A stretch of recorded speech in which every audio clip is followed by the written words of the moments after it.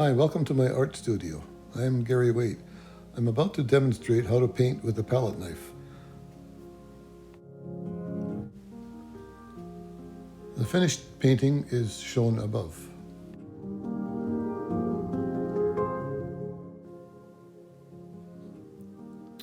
Here's me with the palette knife that I usually use for all of my paintings, and I do very little brushwork. I put the paint on the canvas directly with the palette knife.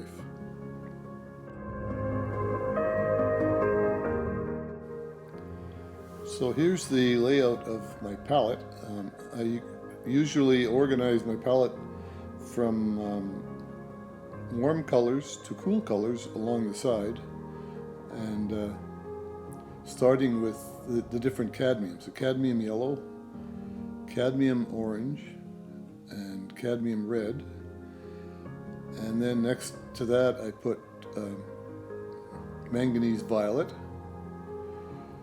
And I follow that with 3 different blues that are useful for mixing with cadmium yellow to get a variety of greens in a forest scene. So I've got blues of ultramarine blue, phthalo blue, and cerulean blue.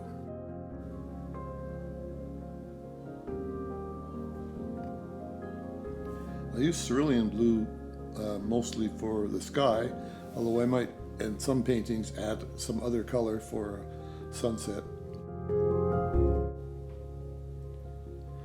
So I use quite a bit of sap green as well for forest scenes, mixed with sometimes other blues to make a darker green or yellow to make it lighter. And the other color I use extensively is titanium white.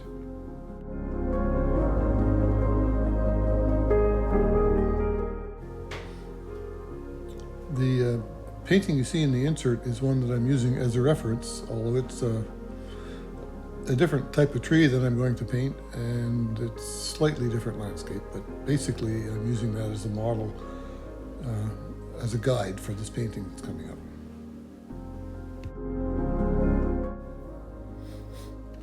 I also like to coat my paintings before I start with purple acrylic paint, which makes a good background. Sometimes I'll use blue or other colors, but usually it's the purple that's shown here. And then I can use chalk to outline a sketch of where I want the painting to go.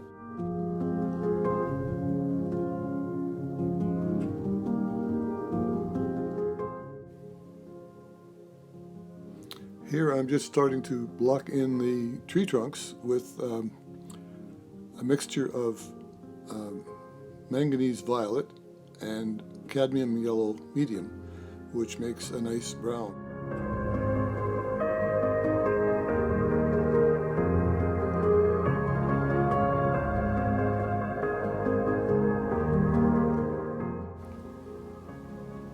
You don't have to worry about erasing the chalk. Either paint over it, or if there's some showing when the painting is finished, you can just wipe it off with water after the oil paint is dry.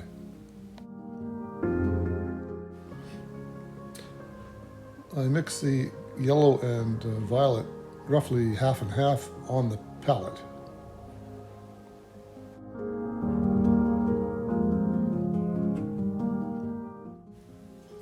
Once the brownish color is on the canvas, then I can lighten it or darken it on the edges using violet directly on the canvas, or either some yellow or titanium white on the sunny side.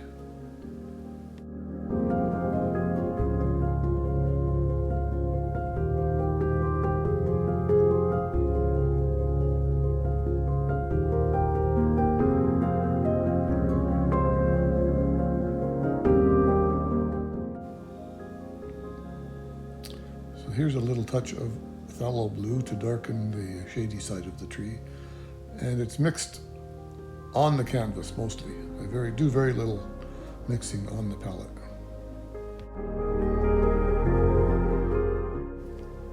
The texture of the bark is done using what's normally called a dry brush technique, except this is with a palette knife. And I just use the edge, as you can see, of the palette knife for this part of the painting to give it some texture.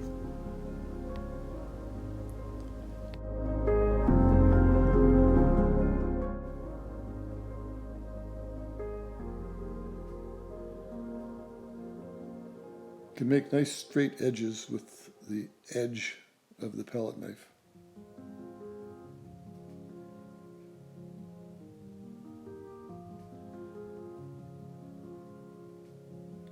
Now this could be done with a brush, but it would then have quite a different effect.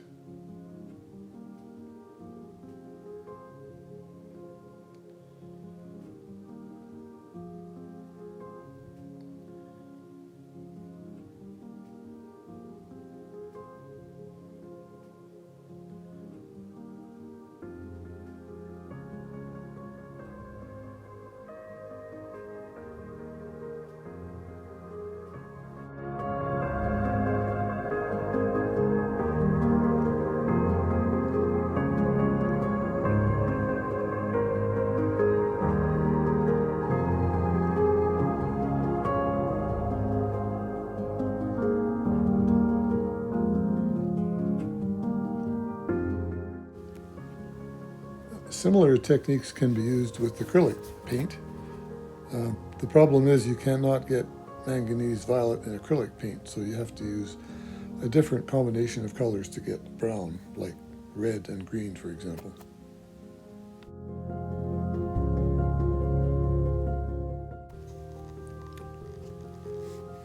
I used to use burnt sienna or burnt umber for browns on paintings, but it is quite dull when you do it that way. Mixing your own colors makes it more vibrant.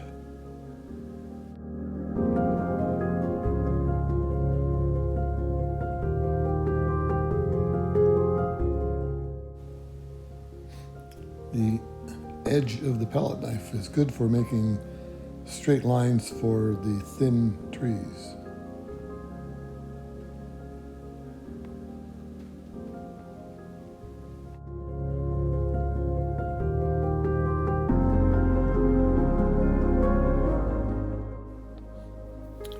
That's probably enough detail for now on the tree branches. I'll add little bits later after I add some green and blue for the sky. You can always paint over top of it. I'm here starting to add some green made up of cadmium yellow and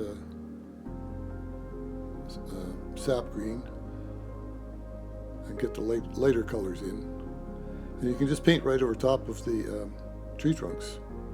It doesn't matter if it blends a little bit, because it just becomes part of the look of the forest in the background.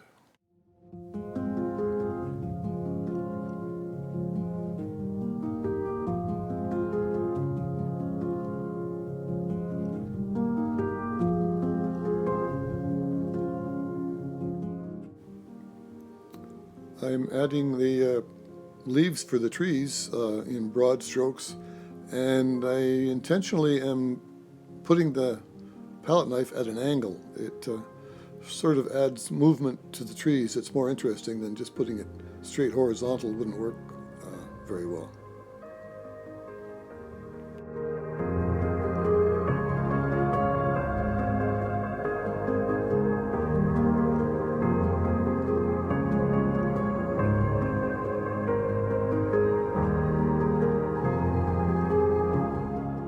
I'm just adding a few vertical strokes of a mixture of different greens and yellow in between the tree trunks to give the forest some depth. And I sometimes will actually use phthalo blue directly over top of the yellows and greens and mix it on the canvas so that you can have some dark spaces as well to give it even more depth.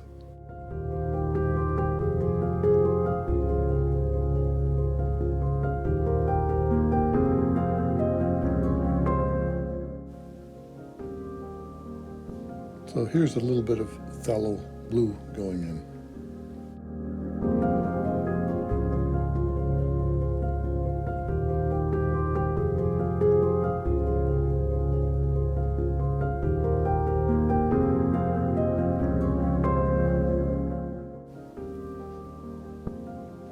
So this is cadmium yellow being blended in with the phthalo blue. It makes a nice mixture of greens.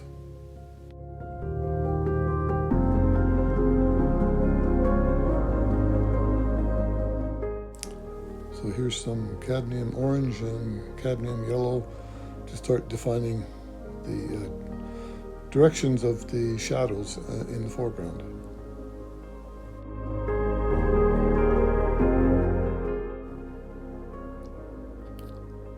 I'm adding little bits of yellow here and there between the trees to add some interest and variety of color. And I also make a point of adding yellow at the top of the leaf structures and a little bit darker below to indicate that the sun is coming from above. Usually the lower branches or the underside of a branch is a darker color than the upper side.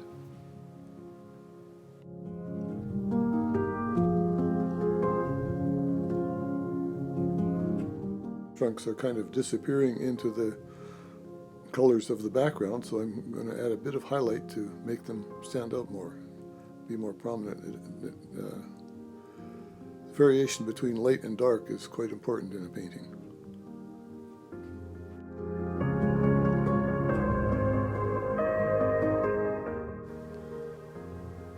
So I'm not really copying the other painting that I showed earlier. It's better to let the painting that you're doing tell you what it needs next and not base what you're doing so much on the reference.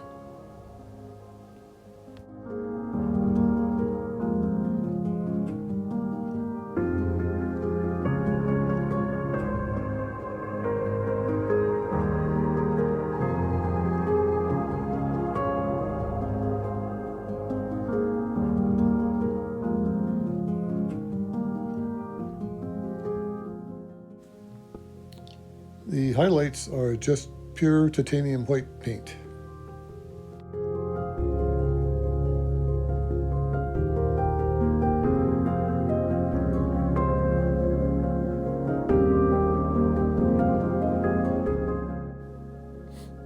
You have likely noticed that I don't stick in one part of the painting. I move all over the painting so that I don't get bogged down in details. The painting doesn't really require a lot of detail because it's a forest, and it would just make it boring if I start getting bogged down.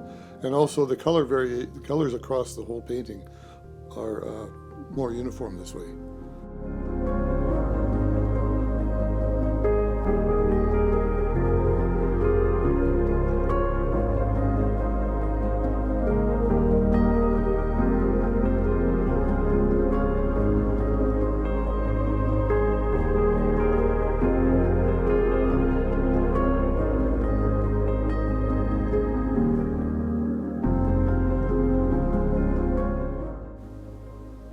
I'm using cadmium yellow, medium, and some sap green in the area between the trees. And quite often I'll just pick up a little bit of paint from the painting and to move it over to a different part of the painting. And quite often I will also have green on one side of the palette knife and yellow on the other, so I can flip it back and forth as I paint without going back to the palette.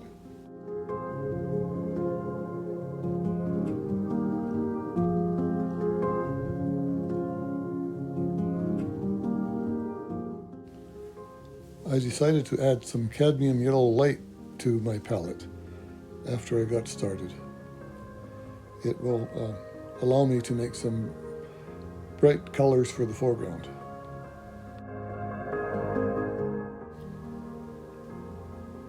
I usually just add titanium white to cadmium yellow medium and then mix it up on the palette, but since I have some cadmium light paint available, I thought I might as well use it. So now it's time to put on some cadmium yellow light in the foreground. And I'll apply that with a palette knife in various places. to indicate where the sunshine is showing through the trees. I put it on fairly thick so that it's I can work with it later.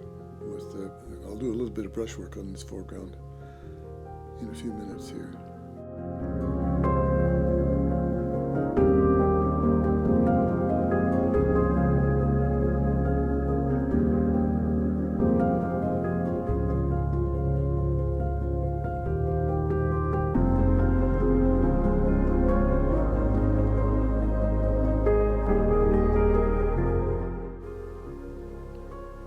Now I'm putting on a bit of sap green, and you notice there's a bit of yellow that's mixed with it.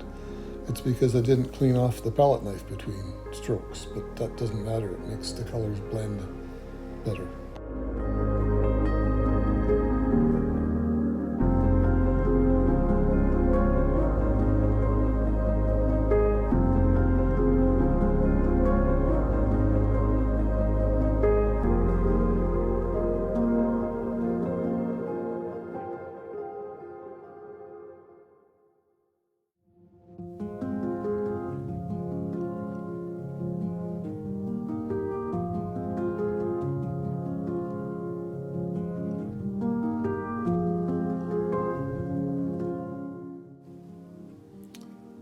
The shapes and the slope of the lines and colors in the foreground are diagonal to indicate a hillside, and it also is consistent with the diagonal lines in the leaves on the trees.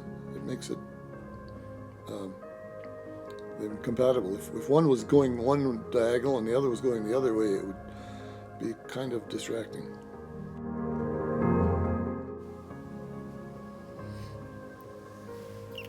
Of course, you can do anything you like with this idea. You can have diagonals going one way or another and see what happens.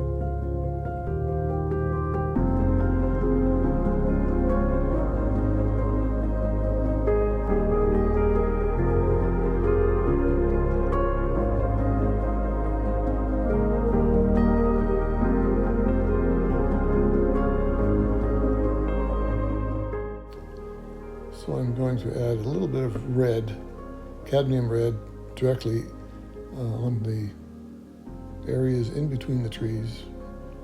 Could be some fall colored flowers or whatever, to add some interest and variation of color.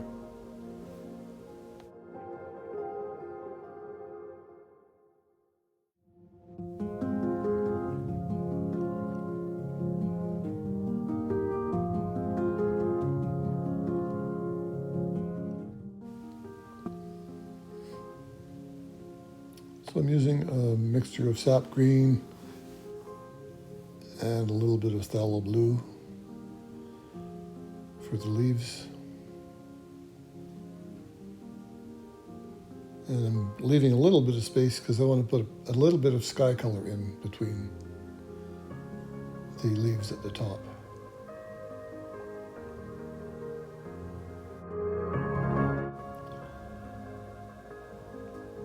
So on my palette, I have mixed some titanium white and cerulean blue to use as a sky color, and then apply that to the canvas. And once there's a little bit on there, I will take a little bit of cerulean blue touches and mix it on the canvas, or a bit of white and mix it on the canvas where I want some variation and intensity.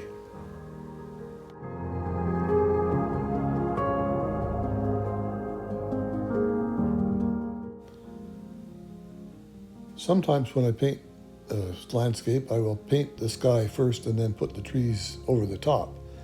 But I find it quite interesting to paint the trees first and then add in the sky colors in between the holes, and I think it makes it a bit more interesting depending on what effect you want to get.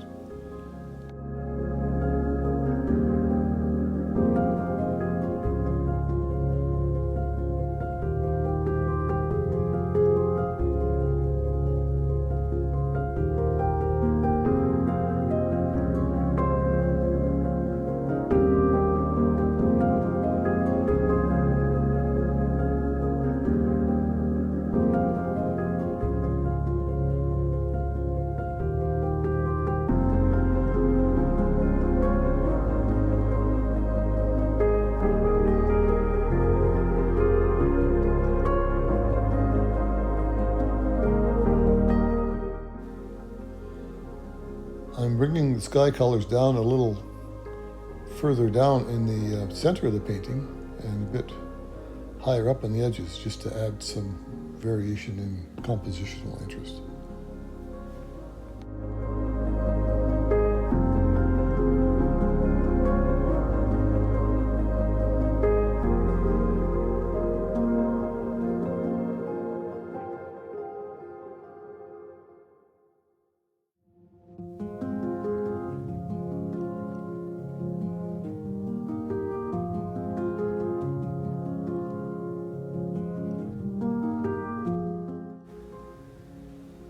I intentionally don't mix the white and the cerulean blue into a uniform color.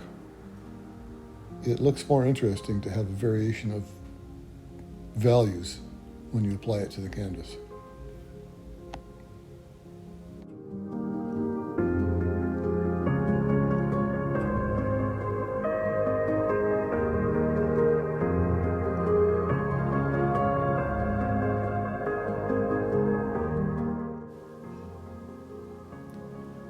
I'm applying the sky color between the branches on the tree, but not everywhere. I'm leaving bits of purple to show through because it kind of looks like shadows on the edges of the tree trunks. If I had painted that a solid blue and then put the tree branches over top of it, it would not look anywhere near as interesting as it does right now.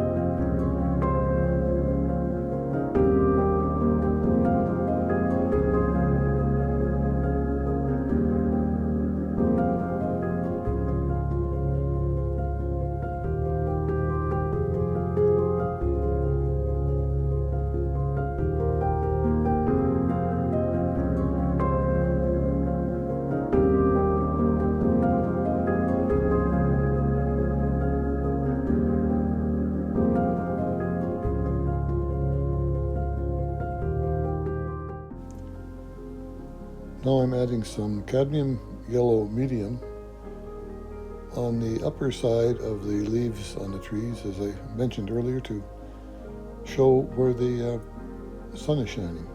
The lower parts then will remain dark.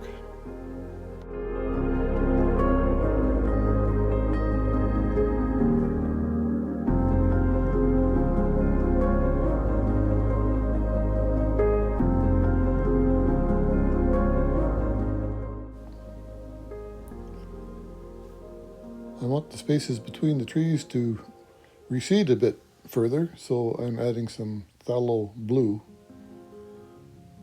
in between the trees in some spots.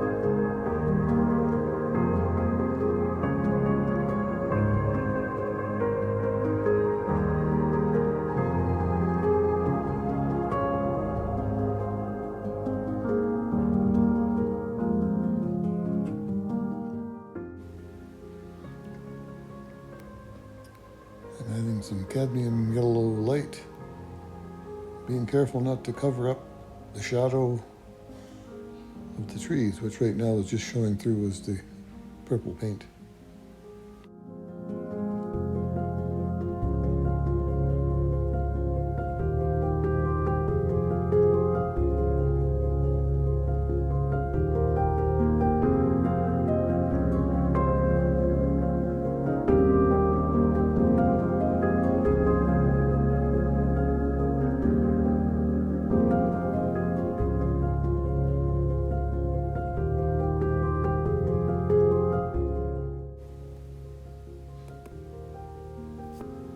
So I'm adding some small saplings with the edge of the palette knife.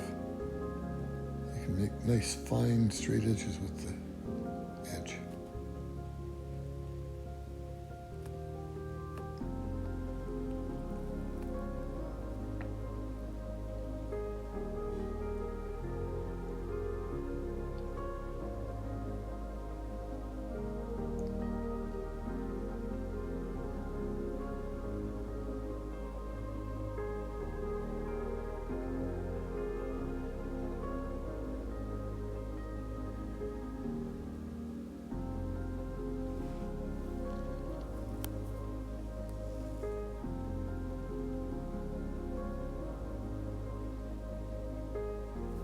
There's some cadmium red and cadmium orange.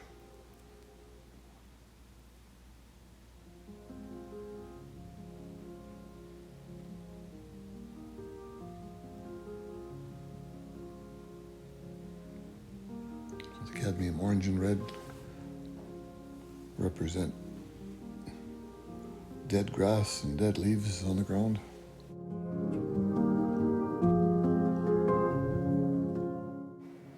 So now I'm using a brush to kind of blend all the paint that I put on there. I'm not applying any paint with the brush. I'm just working with the paint that's already been put on there with the palette knife.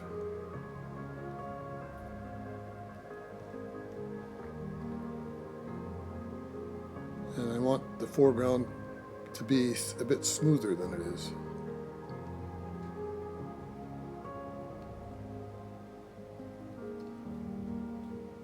Try not to have the whole painting really busy.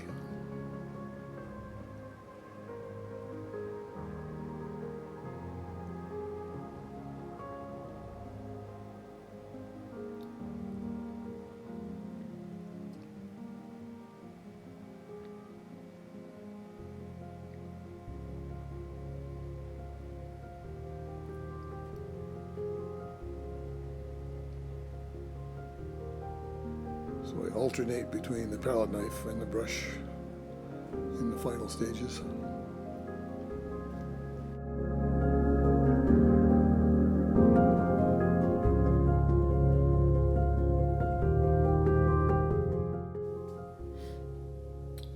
So now I will add some grayed down tones in the lower right hand corner, mixed up from various colors on the palette with white.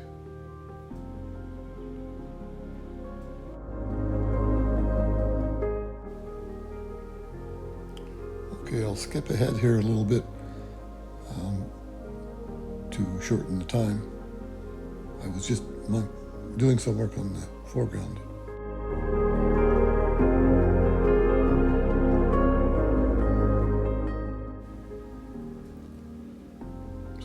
Putting on some pure sap green for some of the grassy areas. It's the complementary color to orange, so it makes both of them stand out when they're adjacent to each other.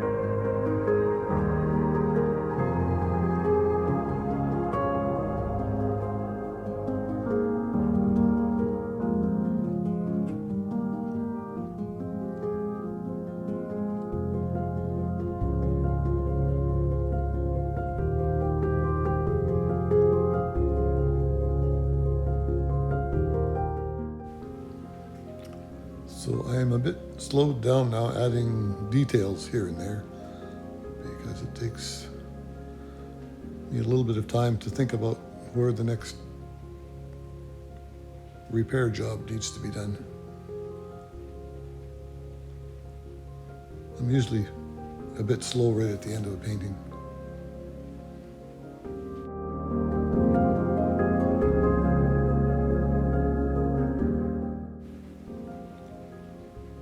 Now I will define the shadows a bit more.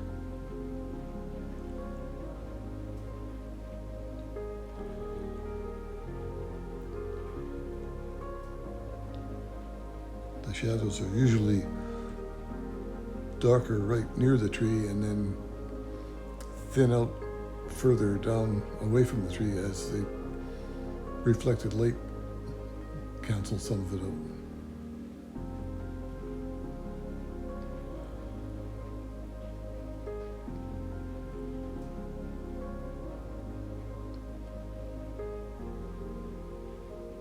Bit more highlight needed on that tree.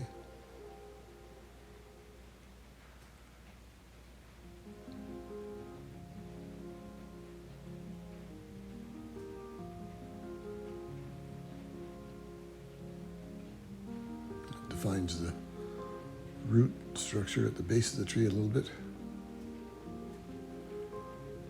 since it's in the bright sunshine.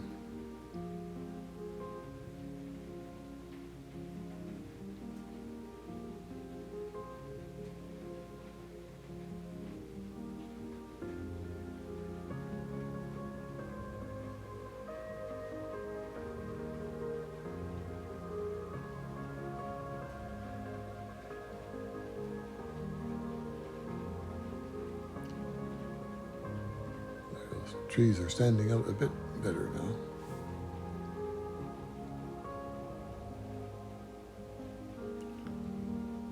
Manganese violet on the dark side.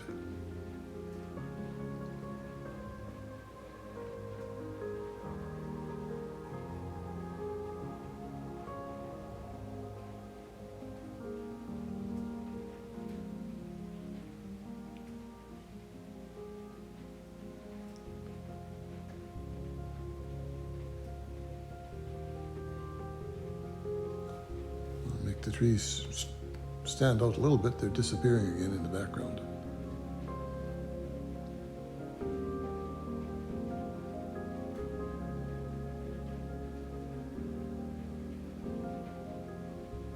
It's titanium white, indicating some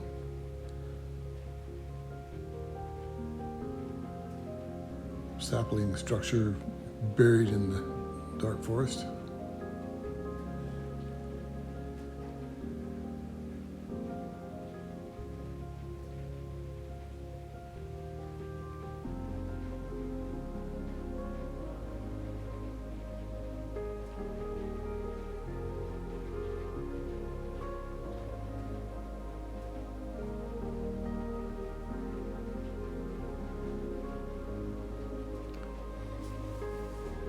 That tree is in the full sunlight, so it should be a bit brighter than on the sunny side than the other ones are.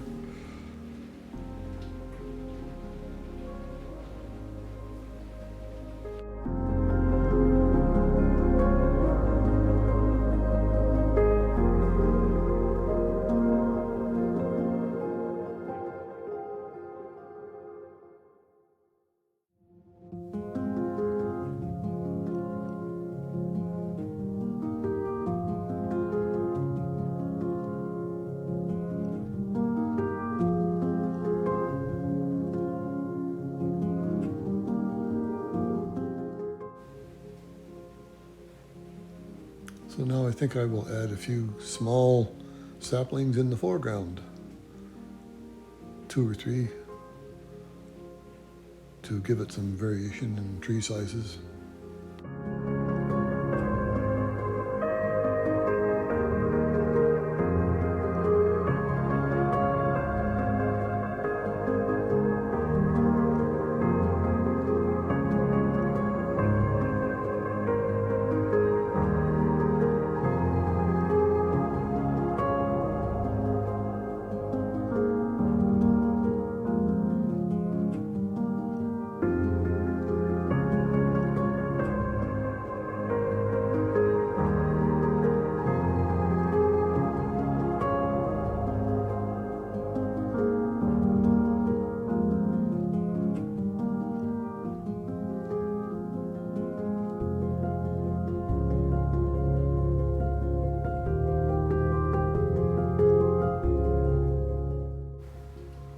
So I'm going to add a broad stroke of cadmium yellow light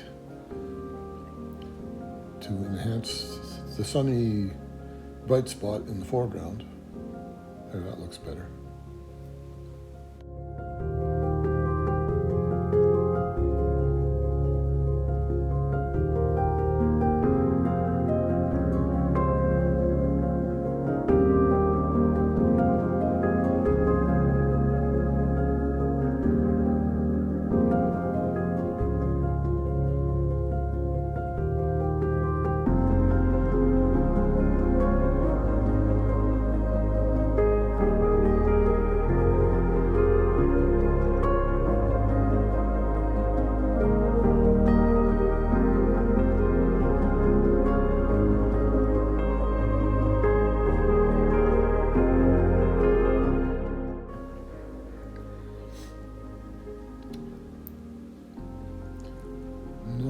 Looking at the shady sides of the tree, I think they need to be enhanced a bit more.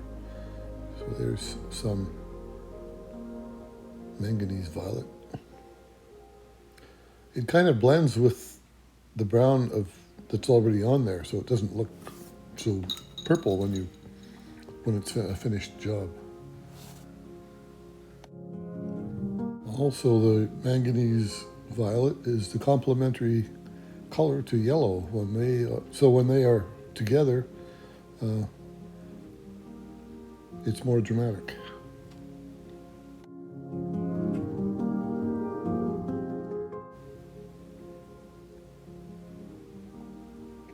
So now I'll soften the edges a bit more on the foreground with a brush.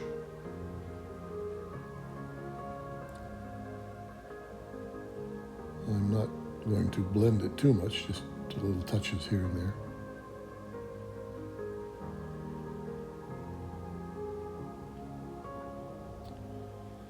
And now I'll start filling in the purple sky holes. Not all of them. There's a few purple spots that I want to leave, which make it more interesting. I speeded up this part a little bit just to get on with it. It's not that exciting to watch me filling in little blue dots, but this will speed up the video a bit. I'm not usually that fast at painting.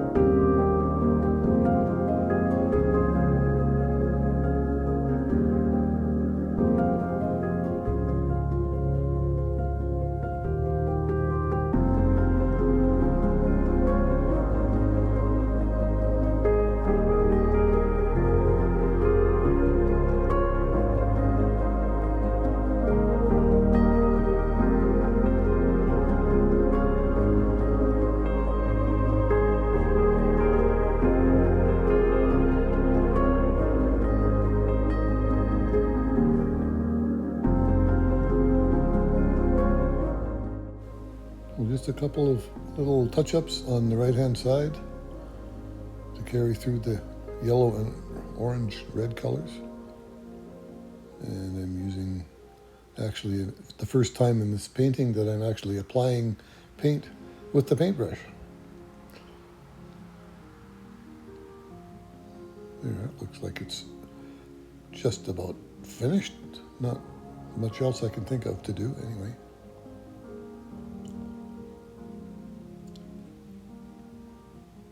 It's time to stop.